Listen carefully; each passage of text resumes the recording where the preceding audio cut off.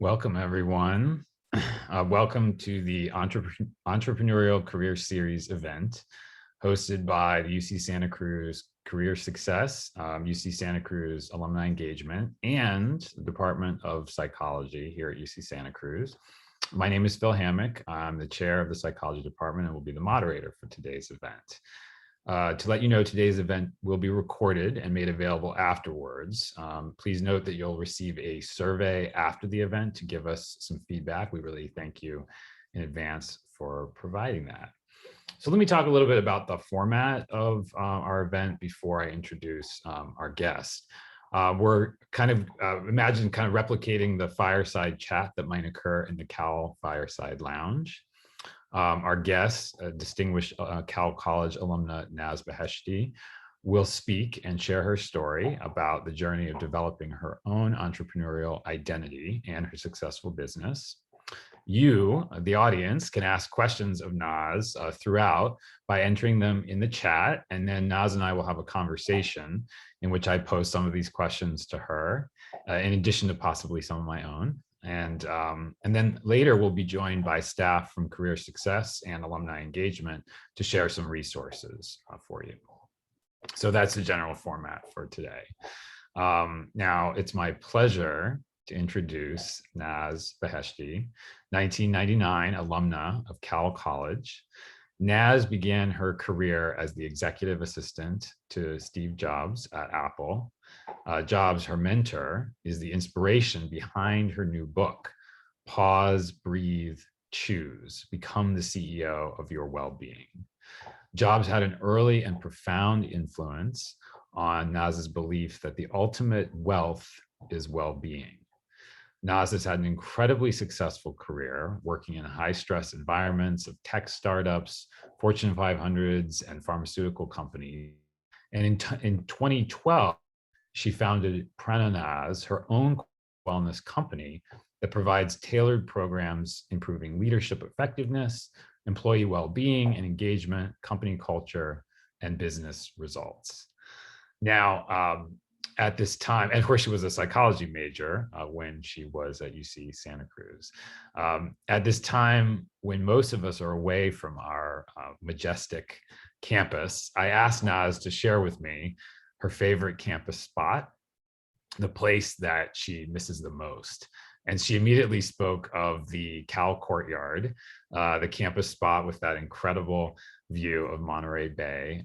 Naz said that that was the spot that made her decide not only to come to UC Santa Cruz, but also to live at Cal and to be affiliated with Cal College.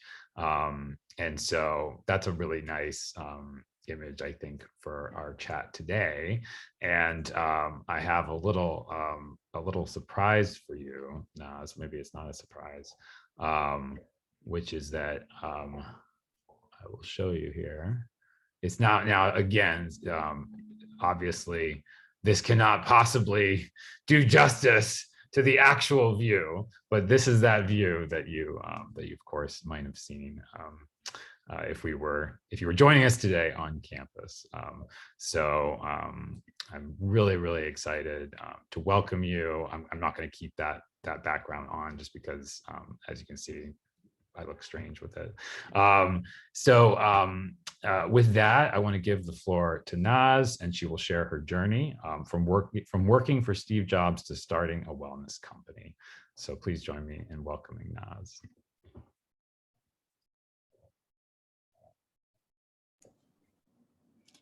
Thank you so much, Phil. I love that background, as you know, and that just brought back so many great memories. So thank you for sharing that and for the warm welcome.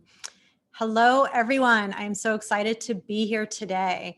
I'm here speaking with you today as a result of a very pivotal decision that my parents made when I was 2 years old.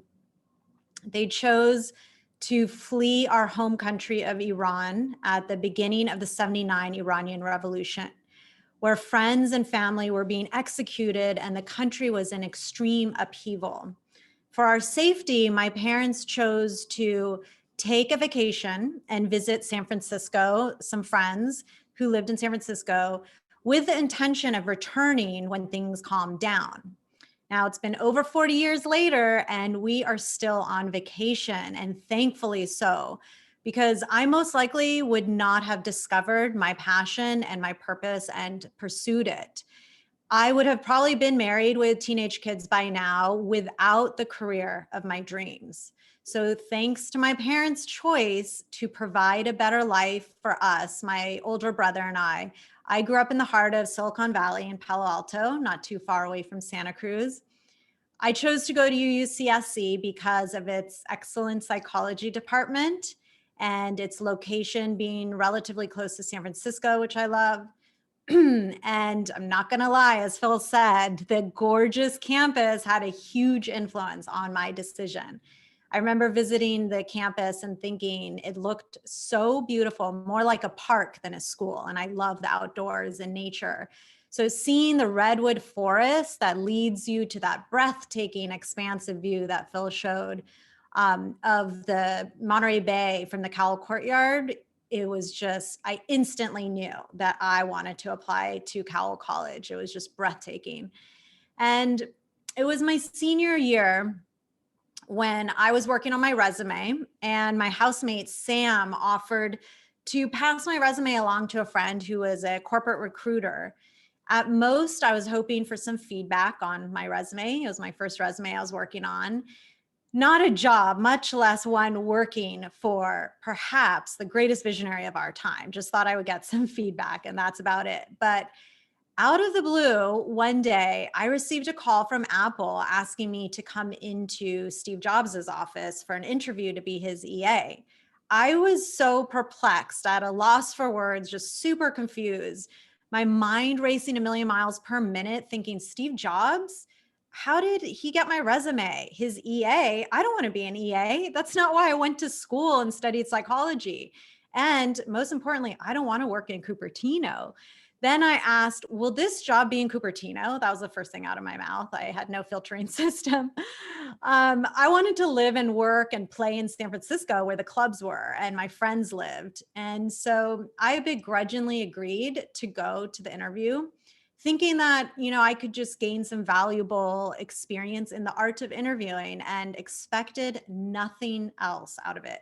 I did not want the job. I didn't care about the outcome, which actually helped to my benefit because it made me show up as my authentic self. And I wasn't nervous at all, because sometimes the nerves can get the best of you and you don't show up as yourself. But since I wasn't nervous, I really had an authentic connection with everybody that I was interviewing with.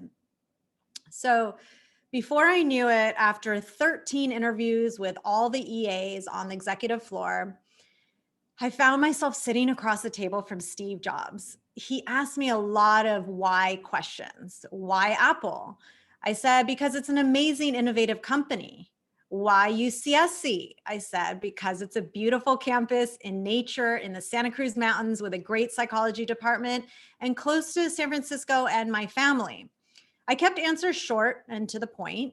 He looked at me with his intense, piercing eyes, and I remained, eye contact, and was just myself, calm and collected. Again, no attachment to the outcome. So I was calm and collected.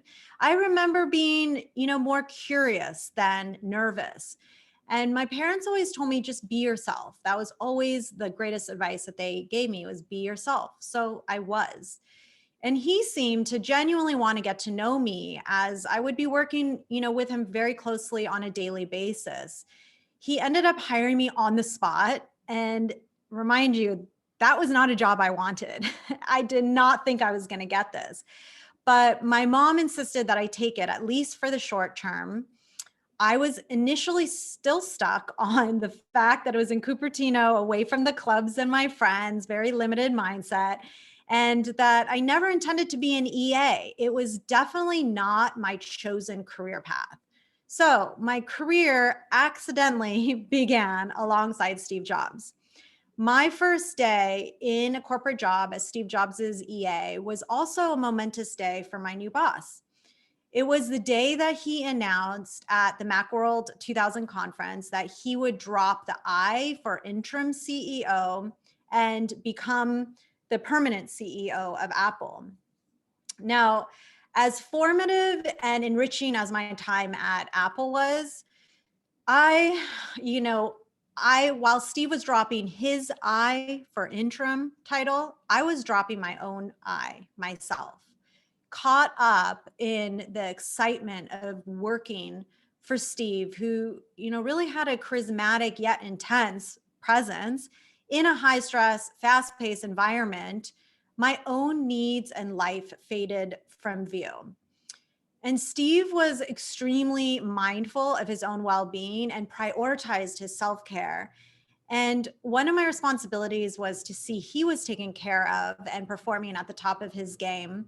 Day after day, I made sure he had the strict vegetarian meals that were essential to his daily routine. While attending faithfully to Steve's well being, I ignored my own. I snacked on Hershey's Kisses and remained wired and stressed long after the workday was over. And one day I remember I surprised Steve by including an oatmeal raisin cookie with his meal, thinking it was a healthy choice for dessert. While cleaning up later, I found the cookie in his trash can. In that moment, I realized that my version of healthy was Steve's garbage, quite literally. Although I began to question my habits, I did not fundamentally transform my lifestyle right away. Yet a seed had been planted. I could see how my own habits held me back from being the best version of myself. At the same time, I could see how Steve's mindfulness and his self care made his intense level of focus and energy sustainable. 10 years later, I would look back on that time as a warning sign that I didn't pay enough attention to. Outwardly, I was successful and thriving, even though my hair was falling out and all the stress. And I was practically shedding like a retriever, no joke. Inwardly, I had drifted and lost touch with my authentic self. I was paying the price for not making mindful choices and not taking care of myself. In hindsight, I witnessed how Steve had cracked the code for being successful. There is a misperception that Steve did not take care of himself and that he was a workaholic. Yes, he worked really hard. He loved his work. But I witnessed firsthand how he took a holistic approach to his well being and success. I did not realize it until later, that he taught me the most valuable lesson that has profoundly influenced my life and career. Our well being drives our success, period. In other words, our greatest wealth is our well being. And if it weren't for my mother, I would have never accepted the job and learned this profoundly valuable lesson from an iconic CEO who inspired me to pursue my passion and then turn that passion into my profession. After that, as you can imagine, I remained open to opportunities that may not initially have been something that I was seeking. So after my time at Apple, I worked at a tech startup to expand my skills and experience in a startup environment where I was able to wear many hats in different roles. After a couple of years at the startup, I wanted to pursue my passion for yoga and completed an intense yoga teacher training program with the intention of starting a yoga studio and wellness center in San Francisco. However, that was the time where yoga studios were opening up on every corner and the market was heavily saturated. So my boyfriend at the time thought I would be good at sales and suggested I apply for a sales job.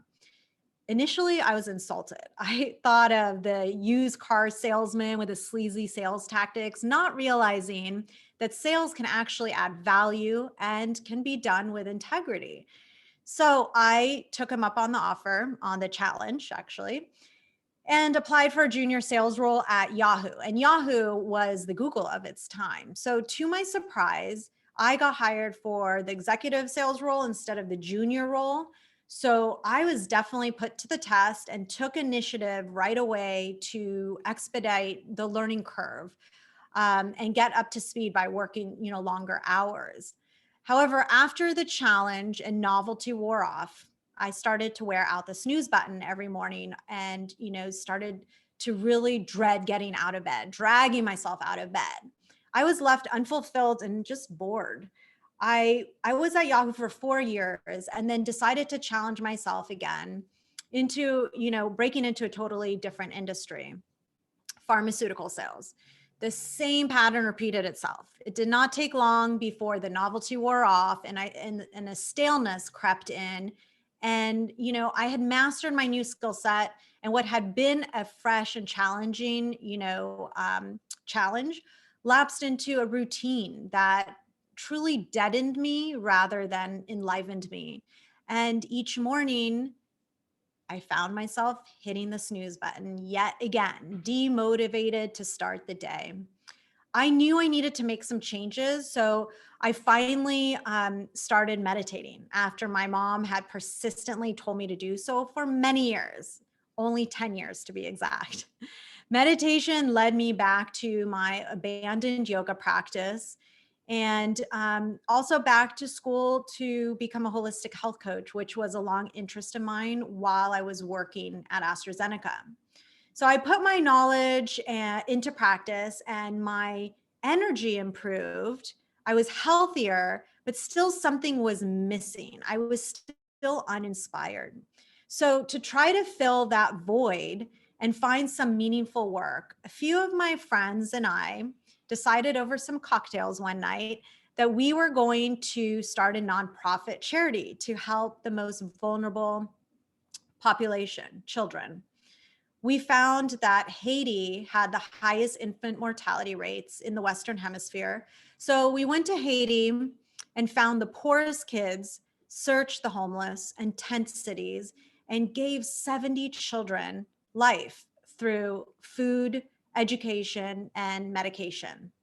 This decision was made right before the devastating earthquake hit in Haiti in 2010, which only validated the need to help the suffering of children in Haiti even more than ever before. In parallel, I experienced tough lessons and heartbreaking losses along the way. I lost my beloved grandfather tragically to a car accident. I helped my mother fight cancer. A long-term relationship fell apart and truly shattered my trust. And then all along, an outwardly successful corporate career just left me numb inside, numb and uninspired. So as you can imagine, I had finally reached a point where something needed to change. Seeking to regain inner peace and some clarity, I embarked on a journey of renewal to the world's yoga capital, Rishikesh, in India, in the foothills of the Himalayan mountains. I uncovered valuable truths, self-truths in the course of that really, truly transformative trip. I had life-changing encounters with monks and the Dalai Lama that validated my deepest and truest desires to start my own company. The day after I returned from that trip, I quit my comfortable job. That day, I chose to become the CEO of my own company and my own well-being. After practicing or experiencing workplace stress and burnout for 10 years at Fortune 500 companies and that tech startup, with limited time and resources to support my well-being, I discovered a wellness gap. While working in pharmaceutical sales, visiting doctors every day, I learned that the majority of people, 75 to 90% of doctors' office visits, are for stress-related ailments and complaints.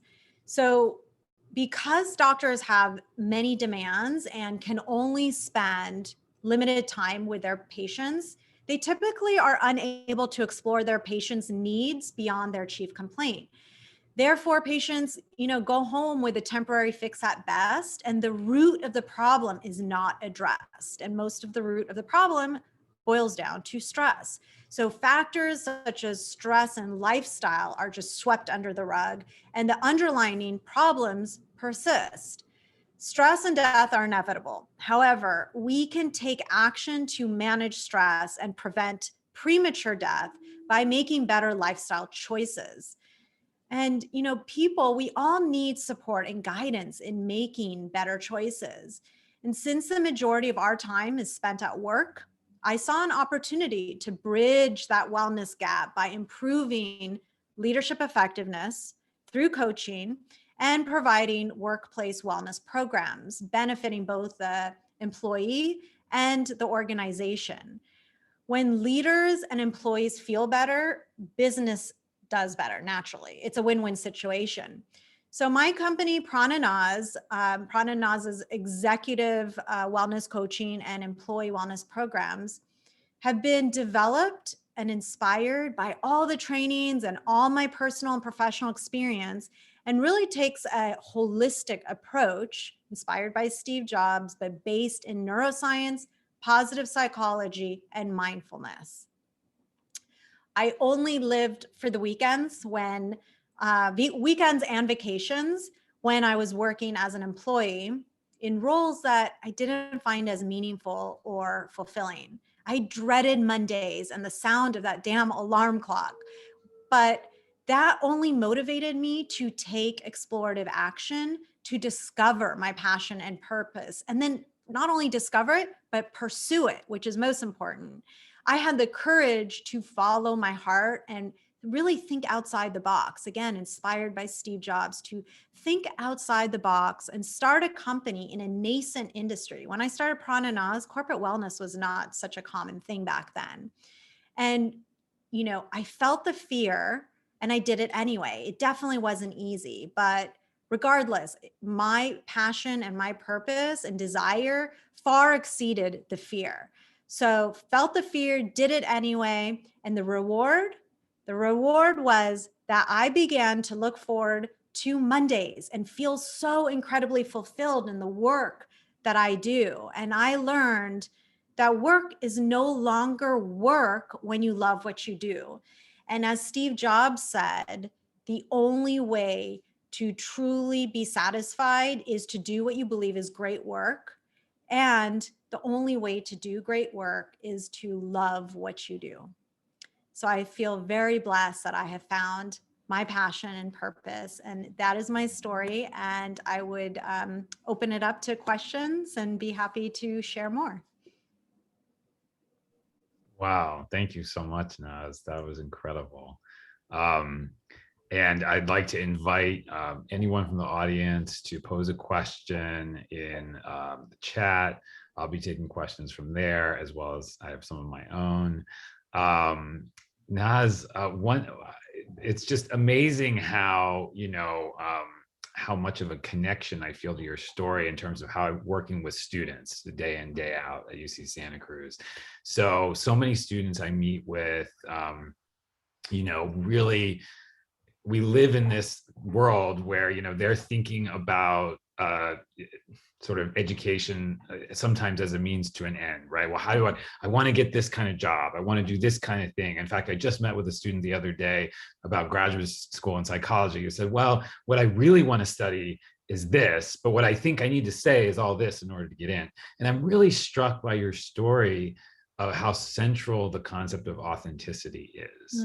So, and I see that, and, so I'm wondering if you can talk a little bit more about, even back when, like how you developed, a real sense of intention around authenticity. Were there practices along the way that were really, really helpful in kind of getting out of the mindset of like being something you're not, and really following your passion? I mean, I guess it's a long-winded way of saying, what can our college students and recent graduates kind of do to really cultivate authenticity as they develop their careers?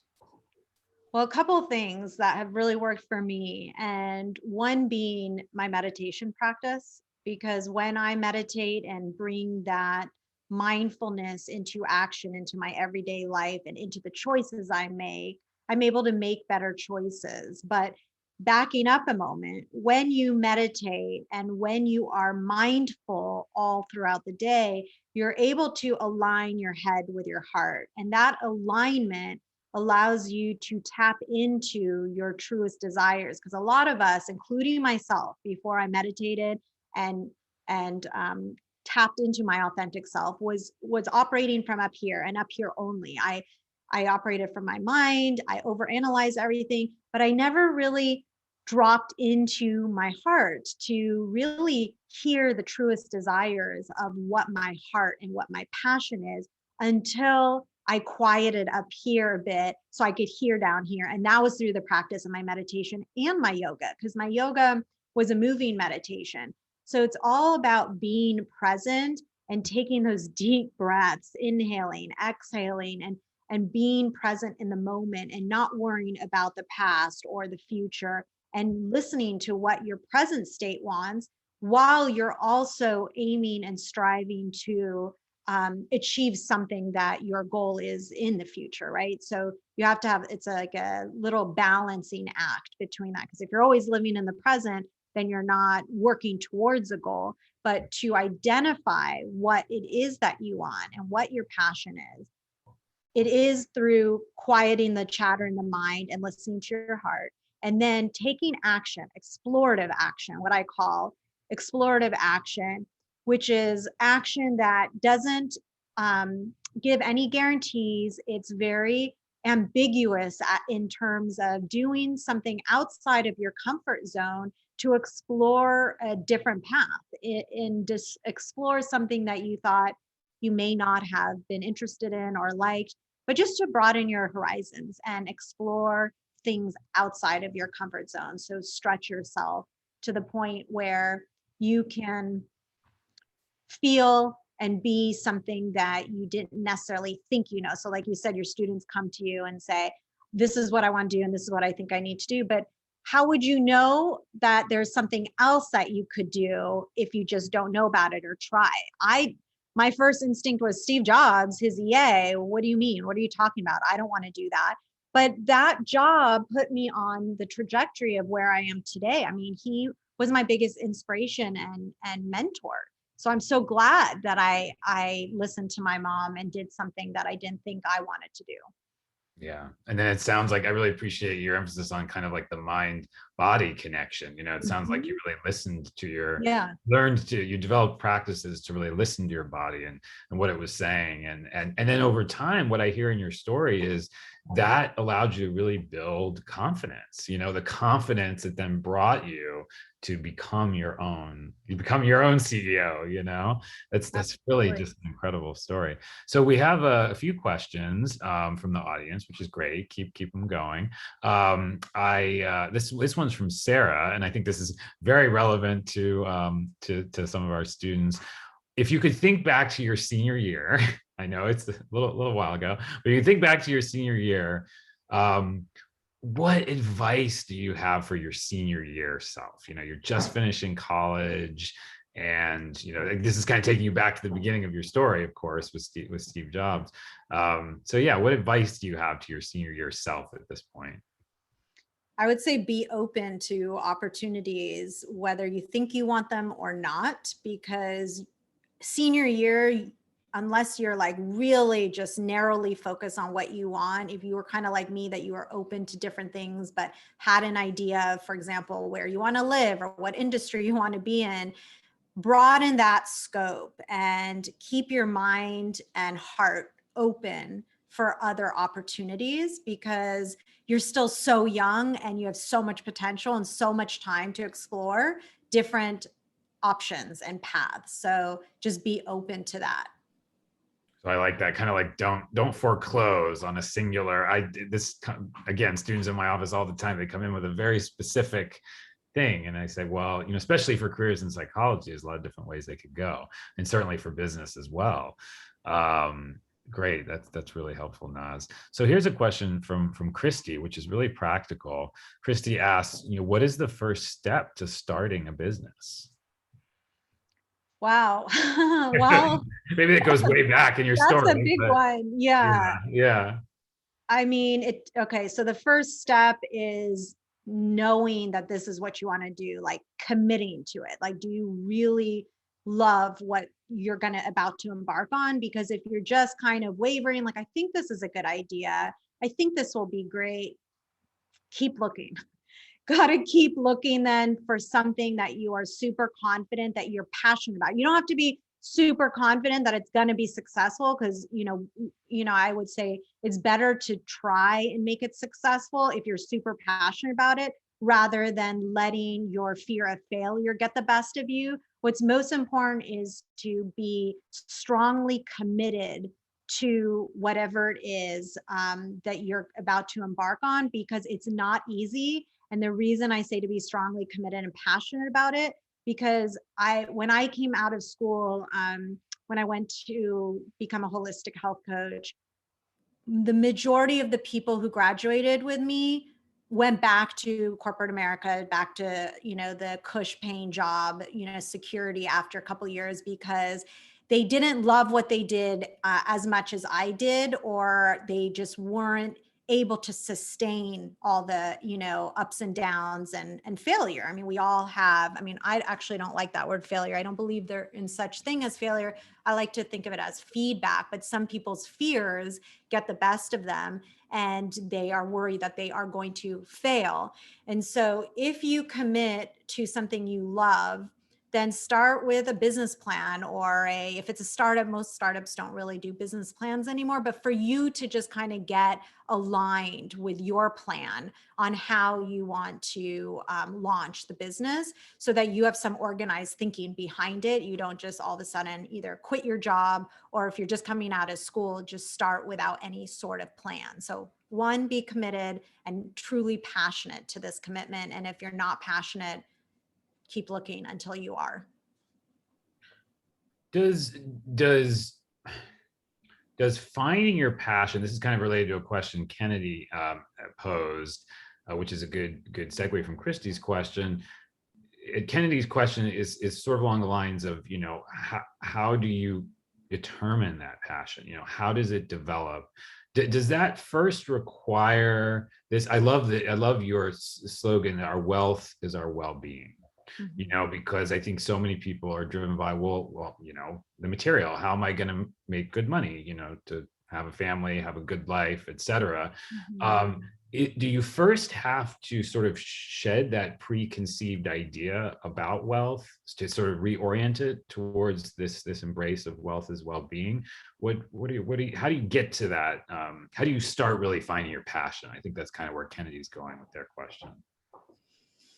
Well, for me, it was understanding and feeling so incredibly strong and committed to something higher than myself, that I just really wanted to be a part of, which was, filling that gap, that wellness gap, helping people who were like me. I found it through kind of by, accident, I not really accident, but through experience, that there was a need, and I felt such a strong desire. My desire was stronger than all the naysayers, because people were like telling me, what, you're going to leave your job, you're going to, and I left my job before I really launched my business. I quit the day after I came back from that, vacation in India. And so, that desire was so much stronger than the naysayers. That's how I knew. Now, I wasn't as confident before. And so those naysayers kept me in the corporate world, and telling myself, okay, I'll wait a bit. I'll wait till I graduate from my holistic health school, and then I'll do it when I'm ready. But because I was so compelled, and when I went to India, there was just all these signs validating what I already truly was passionate about. It was all pointing in the right directions. So I would say, look at, be aware, mindful. Like, I think it all stems from, a fundamental mindfulness practice, where you walk through life aware of the signs and your truest desires of what you truly want, and do those signs and those things align with what you want? Because if they do, that is kind of the universe conspiring to make things, work for you. Sometimes though, things aren't as easy, and there aren't the signs working for you. You're going against the flow rather than with the flow. But again, because I had a lot of, naysayers and no's in the beginning, but because my passion and confidence was so strong in what I loved, I wasn't sure or confident it was going to be successful, but I was confident that what I was doing was important and that I loved it.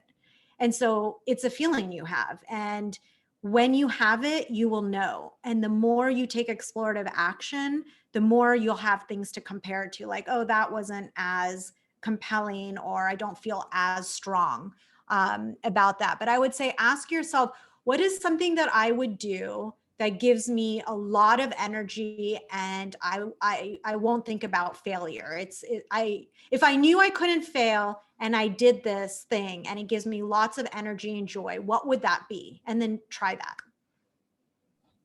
Amazing. I'm really struck again by how central like the development of confidence is to your story. I wonder, this question came in about imposter syndrome. Did you ever feel imposter syndrome, and how did you overcome it? Absolutely. I mean, especially in the beginning when I didn't have much experience, and I'm talking to big corporations, and it was really hard as just young out of the corporate world. I wasn't that young actually, but I didn't have much experience in my corporate wellness company yet, and so I did feel like perhaps I didn't belong, or I didn't, I wasn't good enough yet, that maybe I should come back to these big companies when I have more experience. But how do you get experience? By experience, right? And some companies would say, okay, when you have more companies under your belt or have case studies or something, come back.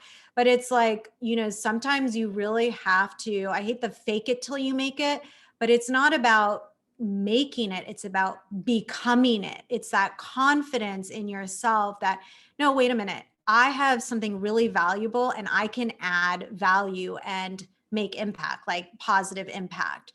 And let me show you, just give me a chance. And so when people did give me that chance, and I was able to, show my value and prove myself, little by little, that imposter syndrome started to fade, because I had proof of like success in the way that people were responding well, and I was making impact and change.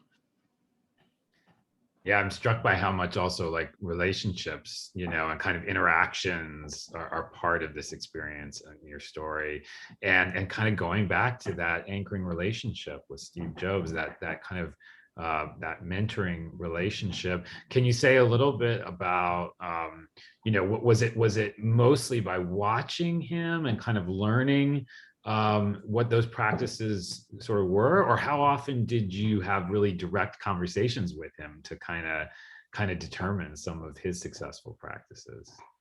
Well, he was super busy back to back in meetings. And so my conversations with him were about the moment and his schedule, and things that he needed to be taken care of. But because I was in his office every day for over a year, I saw by example all his healthy habits, how he took care of himself. I mean, he meditated daily. He, ate really healthily. I was responsible for bringing all his healthy meals, and he exercised regularly with a fitness trainer several times a week. He had strong relationships with his family, and so that holistic approach, his lifestyle, I was so embedded in his lifestyle, seeing how he gained his energy, his clarity, his creativity was through taking care of himself. Because if he sacrificed his well-being, if he, compromised his sleep, his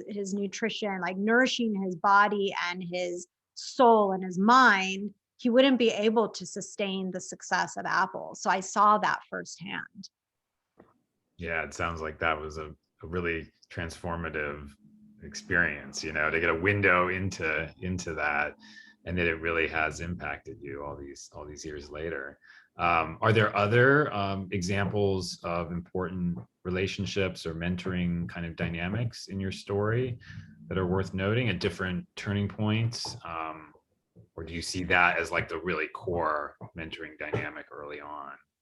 The core is that well-being drives success, and he really cracked that code. But Yeah. in well-being, because well-being is so large, it's such a large umbrella of like being well in all areas of your life. He also really showed me the dynamics of play in work, and he would love to go play with the Apple prototypes in Johnny Ive's office. And whenever he would disappear and not answer his phone, we knew that he was playing the prototypes.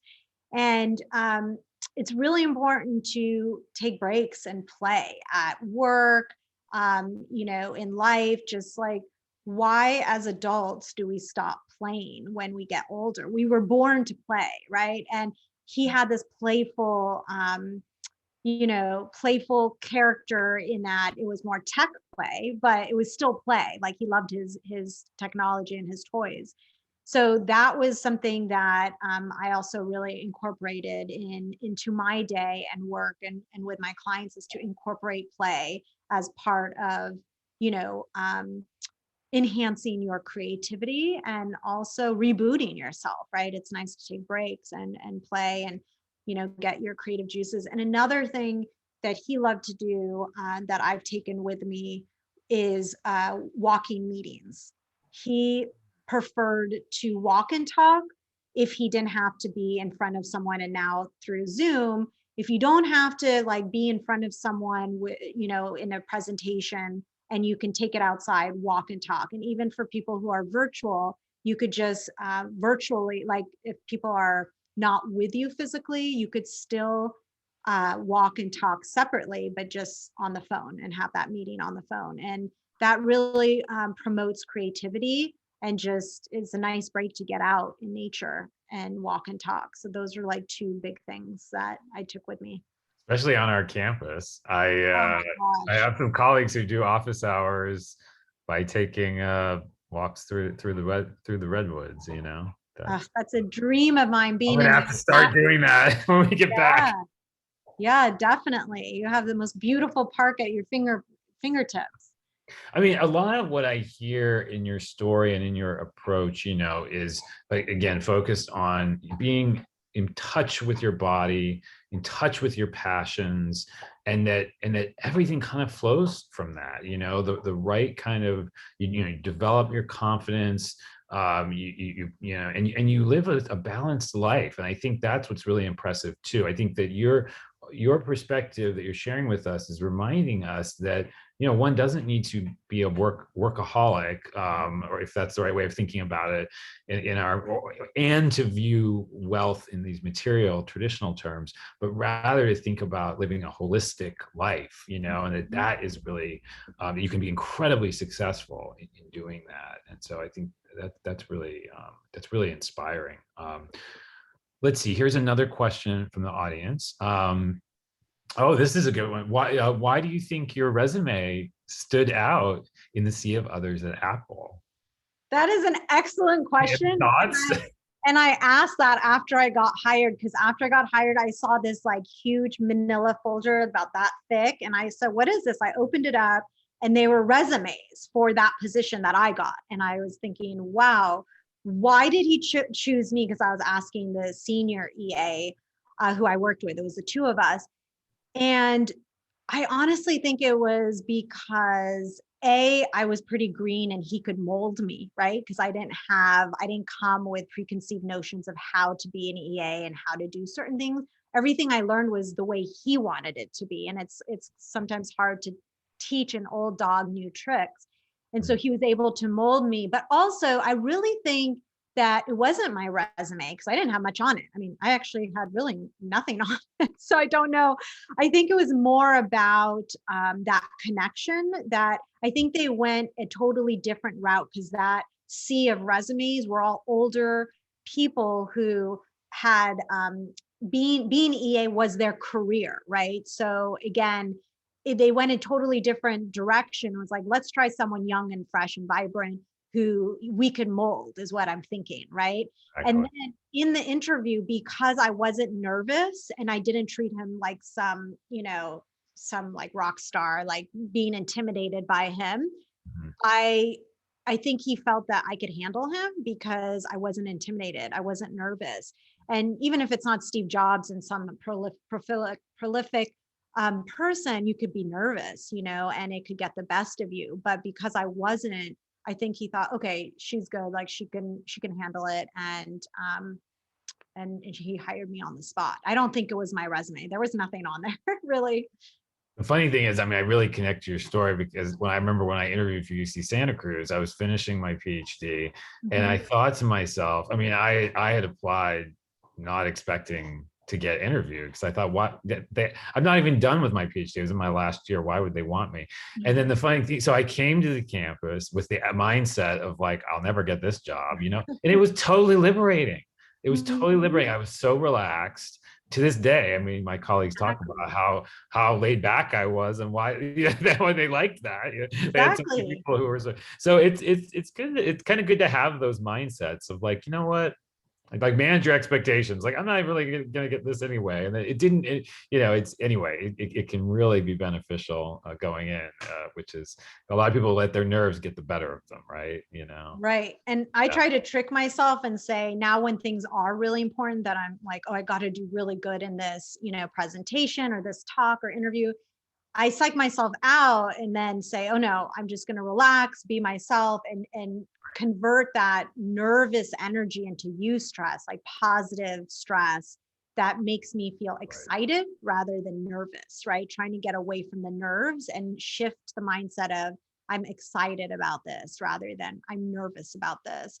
But it's the things that we care about most that we become nervous about because we're attached to the outcome because we want it so bad, right? And then we become nervous.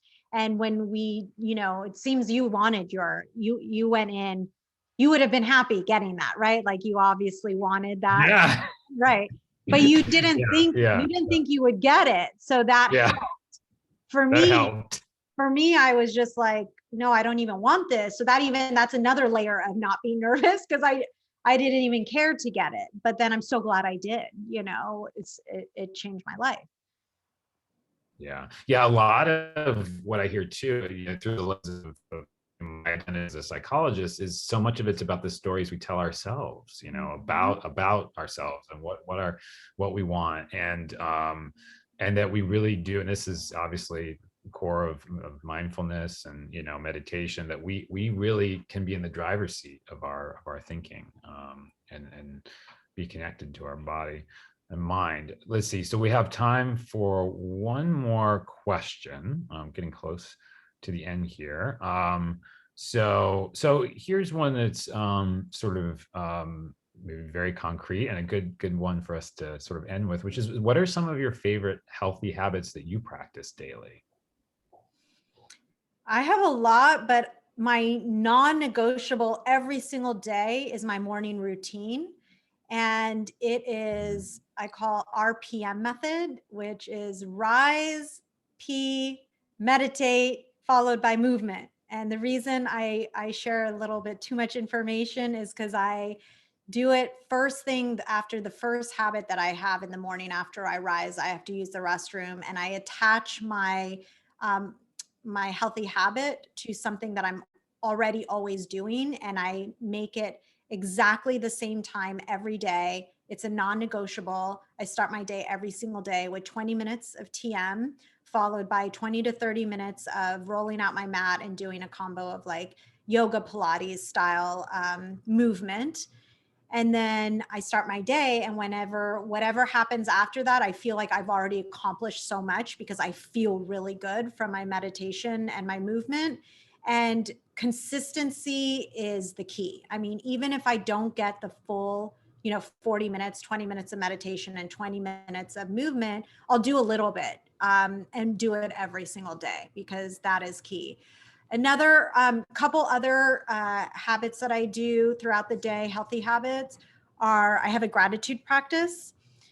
I bring gratitude to the dinner table every day and I ask my husband what he's grateful for and I share what I'm most grateful for in that day. So, and I'm very specific. So it could be a conversation I had, my morning matcha that I love and enjoy so much, something that happened with my client, anything that happened that day, not something broad like, I'm grateful for our relationship or I'm grateful for my well-being, which every single day after my meditation, I say I'm grateful for my well-being. So I do not dismiss or minimize that. But the key is to be specific. And then lastly, I do what I call mindful self check-ins throughout the day. So sporadically throughout the day, I do a mindful self check-in, which is really just rapid fire questions that I ask myself internally, like, what are you thinking? What are you doing? Are you breathing? Are you sitting up straight? Are you thirsty? You know, like just checking in with my subjective state. And that helps me kind of get me out of, you know, a state that maybe I'm not optimizing myself, or, you know, like if I'm a little stressed or feeling, you know, anxious or overwhelmed, I'll think about how to be mindful of that and how to get out of that. And then I use my pause, breathe, choose, which is the title of my book. And I take a pause, I breathe, and then I choose more mindfully after that. So pause, breathe, choose is like constant throughout my day. And there is my book. That is an incredible segue. I forgot to mention, I think, that we were doing a raffle. So we have raffled a copy of your book, Pause, Breathe, Choose. The winner of the raffle is Jessica Alarcon. So congratulations, Jessica. You are going to get a copy of the book. So we'll contact you, Jessica, to get you your copy. But I'm so struck, Naz, by at the core of your story as a successful entrepreneur is this incredible kind of mind-body connection that I think is so central to healthy living.